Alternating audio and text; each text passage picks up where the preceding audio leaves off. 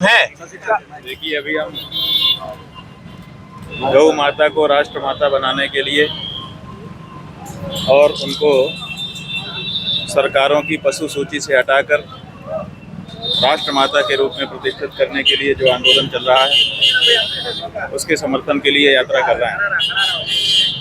गोरक्षपुर गायों की रक्षा के लिए कोई केंद्र किसी समय का था, वहाँ जा कर के वहाँ पर गोरक्षपीठ में गोरखनाथ जी महाराज से गौ रक्षा के लिए बल प्राप्त करके अब हम काशी के लिए प्रस्थान कर रहे हैं। इसी क्रम में अभी गाजीपुर के लंका में आप आना हुआ। गोरक्षपीठ से ही इस वक्त प्रदेश के मुख्यमंत्री हैं और इसमें उनका कुछ आश्वासन, कुछ सहयोग मिल रहा है महाराज।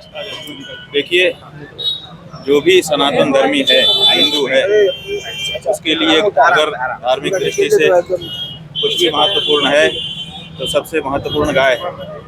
जो भी सनातन धर्मी होगा, हिंदू होगा, वो गाय के बारे में नहीं खड़ा होगा ऐसा हम सोच भी नहीं सकते। हाँ, बात हुई कुछ उनसे, आश्वासन मिला? उनसे हमारी मुलाकात नहीं हुई। हम तो गोरखपीठ गए थे, गोरखनाथ जी महाराज से हमारी मुलाकात हुई, उनका दर्शन हुआ, उनका पूजन किया, उनसे बल प्राप्त हुआ। ज्ञानवापी पे आपने एक आंदोलन किया था महाराज, उसके लिए क्या योजना है आगामी? वो हमारा मुकदमा न्यायालय में लंबित है। हम चाहते हैं कि जल्दी से जल्दी उसकी सुनवाई हो और वहाँ पर भगवान की पूजा अर्चना शुरू हो। महाराज, अयोध्या हो गया, मथुरा के लिए क्या योजना है? देखिए, अयोध्या हो गया, इसका फल क्या हुआ? यही हमारा कहना है कि अगर अयोध्या हो गया है और वहाँ राम आ गए हैं तो राम के आने का फल होना चाहिए। राम के आने का फल अगर ये होगा कि देश में गौहत्या बंद हो जाएगी तो कृष्ण उनको लाने का भी चाव लोगों के मन में उत्पन्न होगा। अन्यथा राम आते रहें, कृष्ण आते रहें, अगर गौहत्या होती ही रहेगी तो राम के और कृष्ण के आने का क्या मतलब?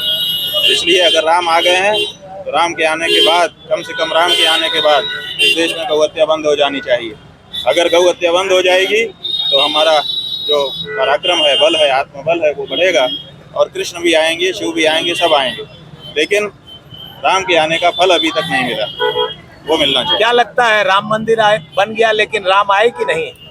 देखिए, गौहत्या बंद हो तो हम समझें कि दैवी शक्तियों का जागरण हो रहा है, उसके पहले तो हम ये कल्पना नहीं कर सकते। ऐसे में आम जनमानस से क्या अपील करेंगे? आम जनमानस से हम ये कहना चाहेंगे कि हिंदू वो है जो किसी भी कार्य को करने के पहले इस बात का विचार करता है कि जो कार्य हम करने जा रहे हैं उससे पाप होगा कि पुण्य होगा। तो आप वोट देने वाले हो, क्योंकि लोकसभा का चुनाव अभी आने वाला है, आप अपना वोट का प्रयोग करेंगे, मताधिकार का प्रयोग करेंगे, मतदान करेंगे। ये विचार कर लीजिए कि आपके दिए गए वोट से जो सरकार बनती है, अगर वो गौहत्या करती है तो आपको भी गौहत्या का पाप लगेगा, क्योंकि गौ हत्यारे का समर्थन करने वाले को भी गौहत्या का पाप लगता है। इसलिए इस बार का मताधिकार का प्रयोग अगर सच्चा हिंदू है तो उसको इस विचार के साथ करना है कि हम उसी पार्टी को, उसी कैंडिडेट को वोट देंगे जो चुनाव के पहले शपथ पूर्वक घोषणा कर दे कि अगर मैं जीत करके संसद में गया तो मेरा पहला काम होगा गौ माता को राष्ट्र माता बनाने का और गौ हत्या को अपराध घोषित कराने का। उसको तो वोट देने से गौ रक्षा का पुण्य मिलेगा।